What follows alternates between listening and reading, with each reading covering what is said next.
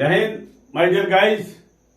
मैं गजेंद्र कुमार गोस्वामी आपके channel unique brain study पर आपका हार्दिक अभिनंदन करता हूं। तो इससे पहले मैंने 2 वीडियो बनाए हैं, arrival of Muslim in India, यानी भारत के अंदर मुस्लिमों का आगमन कैसे हुआ। इसका मैं 2 वीडियो बना चुका हूं। पहले वीडियो में मोहम्मद बिन कासिम से लेकर गुलाम वंश तक, दूसरे वीडियो के अंदर खिलजी वंश और तुगलक वंश। ये मेरे वीडियो क्लास 11th के एएमयू एंट्रेंस के लिए ही एप्लीकेबल नहीं, बल्कि हर कॉम्पिटिटिव एग्जाम के लिए एप्लीकेबल है। और इसके अंदर मैं सिर्फ वो ही ले रहा हूं, वो मेन चीज ले रहा हूं, और उनको बड़े मैंने शॉर्ट में लिखा हुआ है जो कि आपके पूछी जा सकती है। तो अभी हम तीसरे वीडियो को चलते हैं, यानी पार्ट 3 मेरा video arrival of Muslim in India का पार्ट 3 में चलते हैं। अभी हम अगला वंश कौन सा है? सैयद वंश, यानी ये चौथा वंश है। इस चौथे वंश के अंदर जो शासक था उसका नाम था खिज्र खान, जिसका पीरियड रहा 1414 से लेकर 1421 तक, यानी 1414 से लेकर 1421 ईस्वी तक। ये दिल्ली का चौथा सुल्तान था, चौथी सल्तनत थी ये। इस शासक की राजधानी दिल्ली थी। इसकी भाषा फारसी। इसके अलावा ये जो थे ये मोहम्मद साहब के वंशज थे। तैमूर द्वारा दिल्ली की लूटपाट की गई। 1395 ईस्वी में दिल्ली में कत्लेआम किए गए और खून की नदियां बहा दी गई, यानी पूरा दिल्ली लाशों से पटा पड़ा था। उस समय पर खिज्र खान ने तैमूर की मदद की थी। तो इस पीरियड में 1398 ईस्वी में दिल्ली को जब तहस नहस कर दिया गया था, तब तैमूर ने खिज्र खान को एक राज्यपाल की उपाधि दी थी। कहां पर? मुल्तान में। मुल्तान का इसको राज्यपाल नियुक्त किया था। उसके बाद 28 मई 1414 में दिल्ली की सत्ता पर दौलत खान लोधी बैठा हुआ था। उससे सत्ता छीनकर और अपना राज्य स्थापित कर लिया। किसने? खिज्र खान ने। तैमूर एक लुटेरा ही था, उसे मतलब नहीं था, वो इनको सौंप कर चला गया। और लेकिन नाम रहा इनका। यह उसकी गद्दी पर नहीं बैठना चाहता था, यानी उनका एक ये क्या था? उत्तराधिकारी था। तो ये तैमूर वंश का ये उत्तराधिकारी था। उसके बाद तैमूर के जो बेटा था शाहरुख मिर्जा का भी ये उत्तराधिकारी रहा। और इसे कहते थे रैयत ई अल्लाह, यानी एक किसी एरिया का एक जिम्मेदार जमींदार के रूप में रहा है। इसकी मृत्यु 20 मई 1421 को हुई। तो देखते हैं अगला शासक कौन था। अगला शासक मुइजुद्दीन मुबारक शाह, जिसका पीरियड है 1421 से लेकर 1433 तक। यह मुबारक शाह ने अपने नाम के सिक्के चलवाए। इसने वैधानिक शासन किया, यानी विधि पूर्वक शासन किया। इसका उल्लेख मिलता है याह्या बिन अहमद सरहिंद के द्वारा रचित तारीख मुबारक शाही के अंदर इसका एक उल्लेख मिलता है। भटिंडा, इसने क्या किया? भटिंडा और दोआब क्षेत्र के अंदर आम राजाओं को परेशान किया और उनसे टैक्स वसूल किया, लेकिन खोकर जाति थी, उसको यह परास्त नहीं कर पाया, उनसे कोई टैक्स नहीं ले पाया। यमुना किनारे पर इसने एक शहर बसाया, उसका नाम था मुबारकबाद।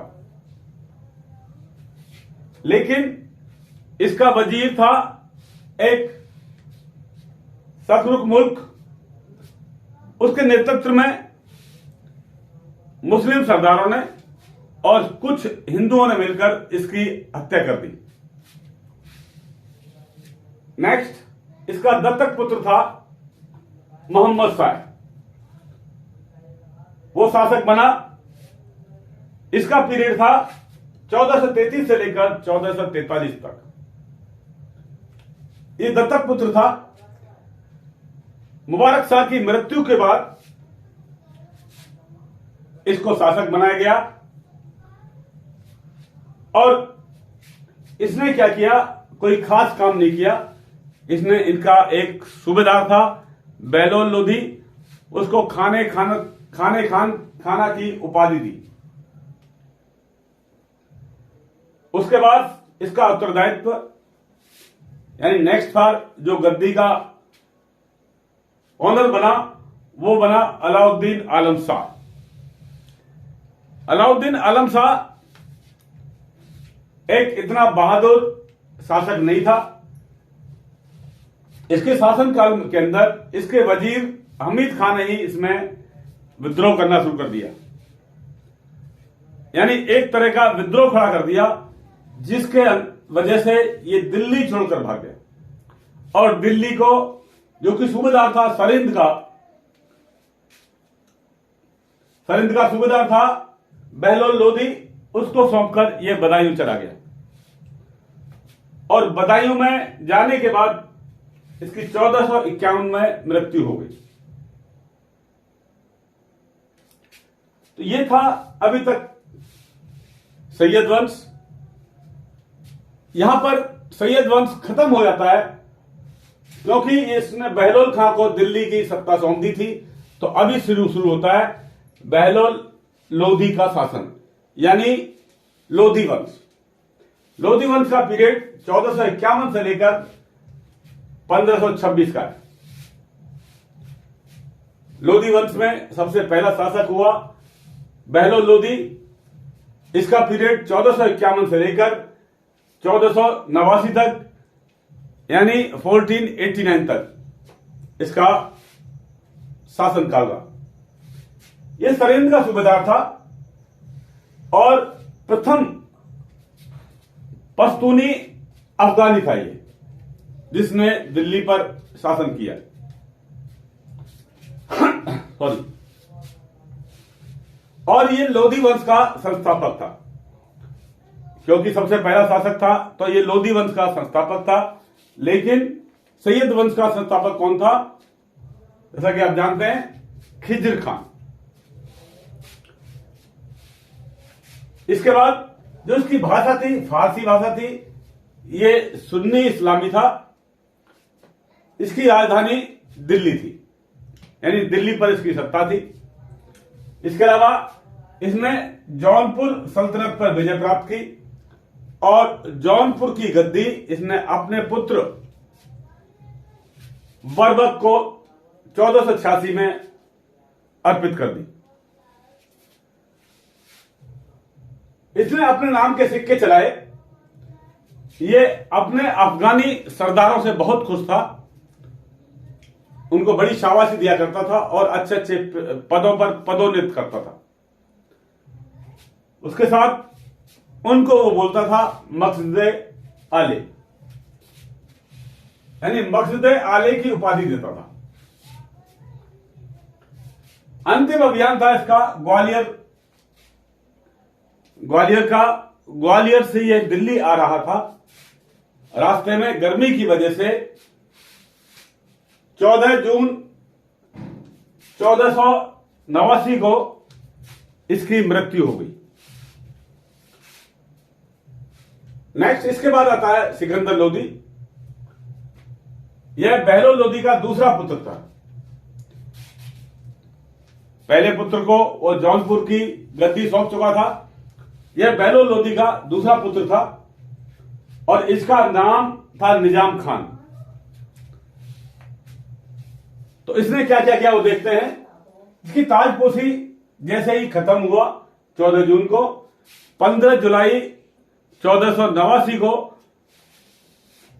यानी 15 जुलाई 1489 को इसका राज्याभिषेक हुआ। यह सर्वश्रेष्ठ शासकों में गिना जाता है। इसकी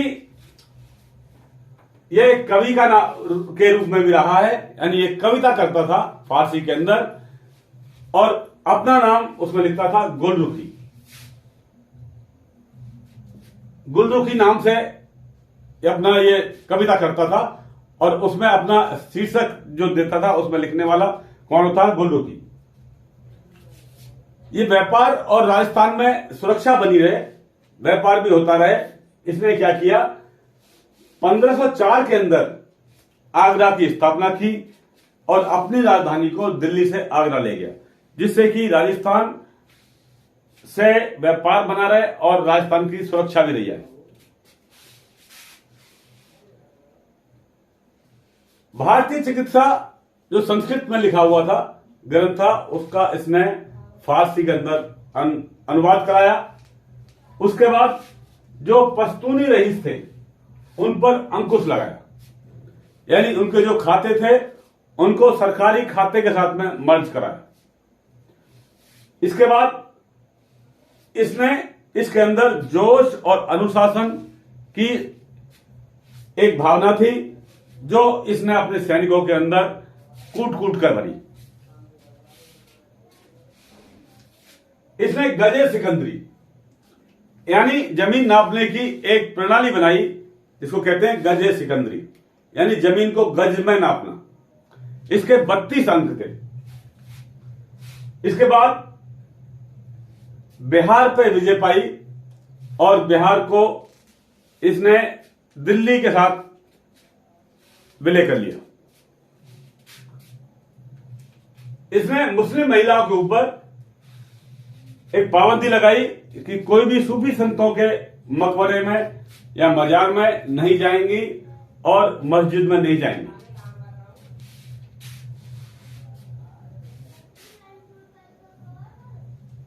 इसके शासनकाल में हिंदुओं के ऊपर वहां पर पाबंदी थी जहां की धर्म का नाम आता है। एक बौद्धन नाम का ब्राह्मण था, उसने जुबान खोली थी कि जो इस्लाम धर्म है और हिंदू धर्म है दोनों एक जैसे हैं, उनमें कोई फर्क नहीं है, यानी उनमें असमानता नहीं है, समान है।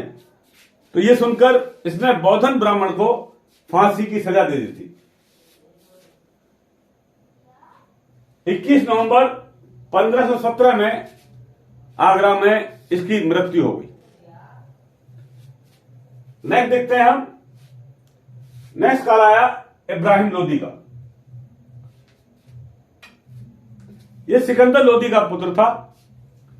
इसका पीरियड 1517 से लेकर 1526 तक।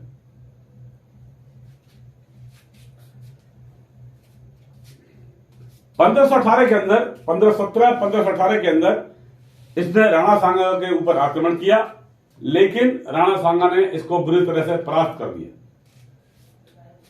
इसके शासनकाल में बहुत विद्रोह फैला।